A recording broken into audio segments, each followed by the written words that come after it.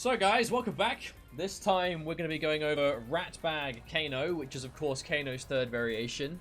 This won't be a very complicated video. I feel like it's quite crystal clear what this Kano does and why you'd pick it and the place it has for the character. It has two moves. It has Snakebite and Optic Blast. This is actually one of the variations that I correctly predicted when I did the series beforehand, where I predicted a variation for all the characters. I was apparently bang on the money with Kano, but it has had a few changes from when I last showed it to all of you guys.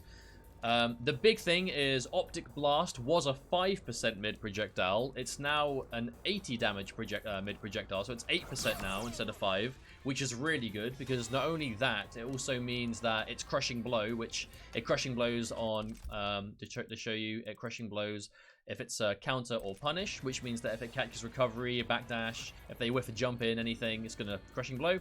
Used to do 22, now it does a clean 25%. So it went from 220 to 250, which is a clean quarter life, which is really nice. And that's the only change that Optic Blast had. Snakebite, however, now has had its juggling capabilities adjusted. So this is what the move looks like. It's mid overhead. When you amplify it, it pops them up. But when I amplify it, look at the hit reaction that Johnny Cage has, right? Where I hit him with this, and he, like, flies up. Like, Johnny Cage is, like, flying up on his back. They've changed Snakebite, so no matter where you are in your combo, if you hit Snakebite, that will always be the reaction. So if I send him to the corner, this combo would have whiffed before. So if I go, like, down one, down one, down one, down one, as many hits as I can, and then end it in Snakebite, now that would have whiffed before. If you, because it uses all the gravity, it would be like when Snakebite connected, they would only launch a certain height based on how many hits you'd used before and the gravity in the combo that was remaining. If you look at Johnny on this kind of combo, like, this isn't optimal. I'm just doing as many hits as I can to kind of showcase the gravity changes. There we go. You'll notice he's going to fly up higher. Like there, you see it? Where he's, like, still flying up. They've changed it so always the second hit of Snakebite will hit. If the first hit of Snakebite hits, the second hit will always connect now as well. Which means that for this Kano, if I turn on the frame data, you'll notice that if I do that exact same combo, again, like, this is not optimal, just as many hits as I can. 1, 2, 3, 4. If I end in Kano Ball, which is the highest damage, my hit advantage, I'm actually -5 if I end in Kano Ball, but I get the highest damage. If I do the same combo, 1, 2, 3, 4, and end in Snakebite, this will do less damage, but I go from -5 to +16. So if you want to end a combo with advantage, you end in Snakebite, and if you want to cash out on damage, you go for Kano Ball. That's pretty much the gist of it. Snakebite is really I would normally say the main thing of the variation, but I don't know if I even agree with that. I think both moves kind of go hand in hand. You lose the knife toss for Optic Blast, but Optic Blast is a very powerful projectile. He ducks down on the ground, so high projectiles that will go over my head. I believe Johnny's should go over, so if I do his quickly and not mess it up. It might take me a few tries, but if I time this right... Okay, maybe not Johnny's, but it has the capability to go over, like, super high things pretty much, but that's not really the main reason. It's going to trade favorably because of this fast projectile. It's kind of hard to show it off. I actually don't even know if it goes under Johnny Cage's, but that's not... Okay, well, I don't know if that would have gone over, but the short point of it is it will go over, it will go under certain high projectiles, but that's because of its long startup. That's not really the main thing you'll use it for, because it does have 23 frames of startup. The main thing you'll use this for is it has slow startup, but, like, instant travel time. Like, it's such a fast projectile. And the fact that it's going to do 8% every time, I believe it does 2% chip, if memory serves.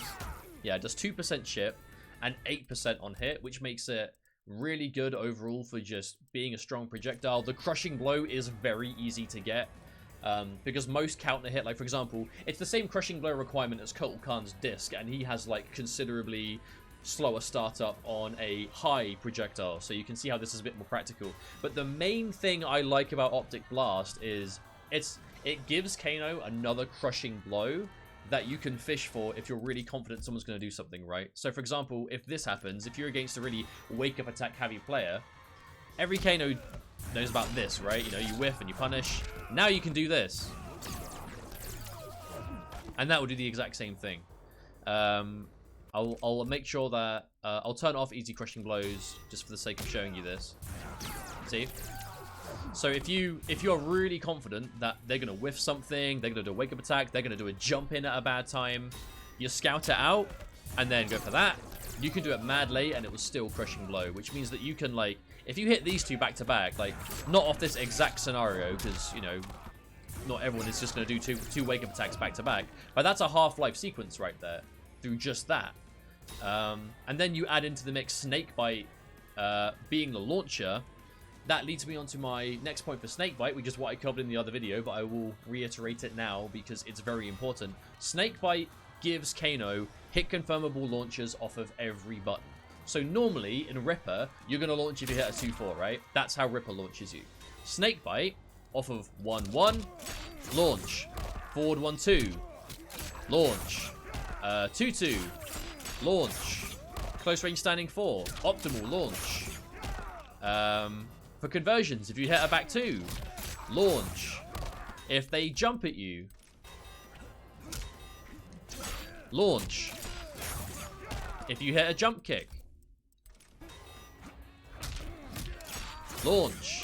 You know, it pretty much, it gives you a reliable launcher off of anything that confirms. Anything that you will use for Kano is going to launch for decent damage. Because Snakebite, it doesn't do quite on the higher end of damage that Ripper does in certain situations, but it gets much more damage from everything else that Ripper can't launch from. Snakebite combos, you're looking at... I'll go for the optimal first, because it might take me a few tries, because it's kind of awkward. But if you go, you might want to go for... this is the optimal right here. Instant... Okay, I got it first time.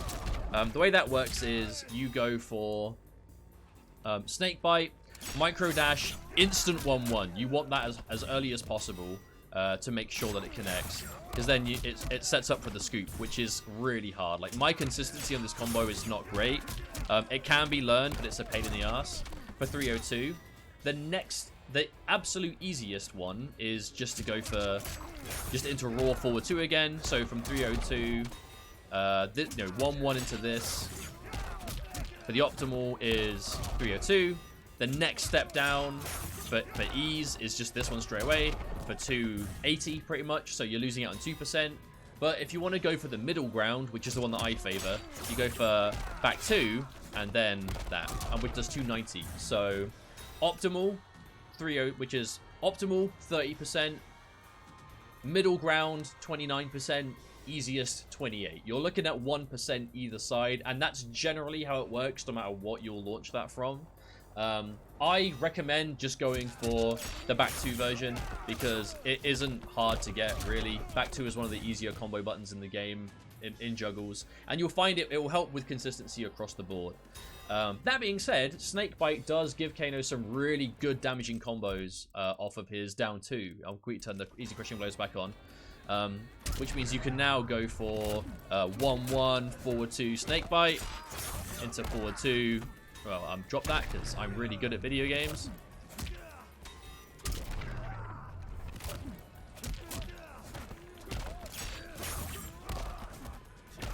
And that's 462 for a bar. I'm going to make him not wake up attack anymore because I'm getting annoyed at getting kneed in the head. For a fatal blow combo, you can just do forward 2, Snakebite, into standing 1 fatal blow. Super easy, and this does like mid 500s, I think. It's really good damage for what it is. I believe it's mid 500s. Am I right? I think so. Yeah, bang on the money. 550. So 55%.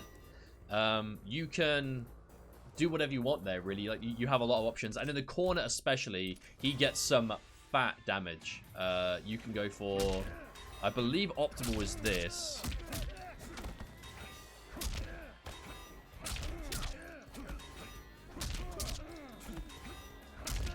It's kind of weird, so, you know, bear with. I don't actually go for this one, I just know of it.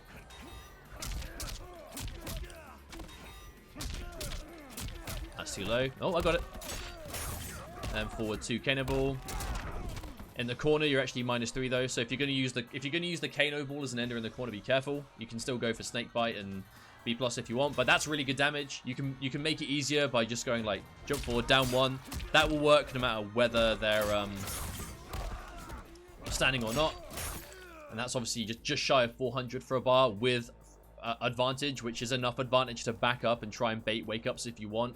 Really good. I would definitely recommend ending combos and Snakebite in the corner. But the big one is down 2. Look at this.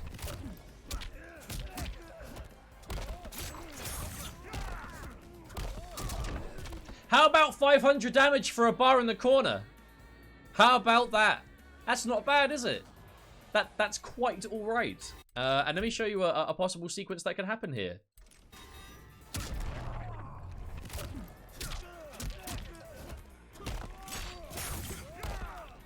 Oh, hang on. I done messed it up.